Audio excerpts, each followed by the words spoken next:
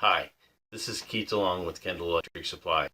Today I would like to show you how to use the energy savings display on Schneider Electric's ATV600 and 900 series drives. Let's begin. This is what the energy savings display looks like. It's a quick way to show a user how much money is currently being saved by using the drive. Here's how to get to the energy savings display from the main menu.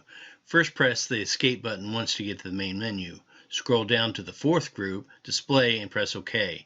Stay on 4.1 energy parameters and press OK. You will now be on the first energy in tab. Press the fourth button from the left below the energy savings tab and you will be on the correct screen. The first three energy parameters, reference power, kilowatt hour cost, and CO2 ratio, are defined input values into the drive. The first parameter is reference power. This is the motor nameplate horsepower rating. The second parameter, kilowatt cost, is the end user's kilowatt hour power cost, usually found on the local electrical utilities bill. The third parameter, CO2 ratio, this is the local energy company's power creation method.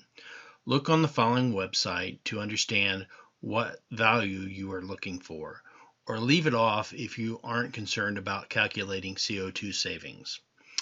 The second three energy parameters, energy saved, money saved, and CO2 saved, are calculated outputs values from the drive. The first parameter is energy saved.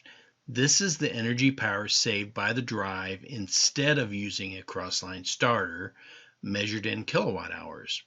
The second parameter, money saved, is the dollar amount saved by the drive instead of using a crossline starter. The third parameter is CO2 saved, which is the tons of CO2 saved by the drive instead of using a crossline starter. This last screen has a graphic on it that depicts how the drive determines whether there is a power savings.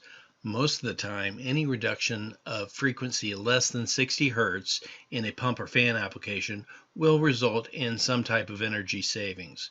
It also goes on to show you where the drive calculations aren't correct. Number one, when the motor is stopped, even though this is a small amount of power is being consumed by the drive. It can be minimized by using the stop and go command, which turns off the DC bus power. Second, when the drive applies a DC current to the motor, like when using DC injection braking, this will use more energy if the motor is started and stopped frequently, which this calculator does not measure. Lastly, the drive won't calculate power being consumed by the drive that is higher than the average power used by the internal reference motor. This is shown as the orange section of the graph. This section isn't added to the savings and isn't subtracted from the savings. The calculator determines that this is a neutral event because we don't want this to happen very often, and if it does, then the motor isn't sized appropriately for the application.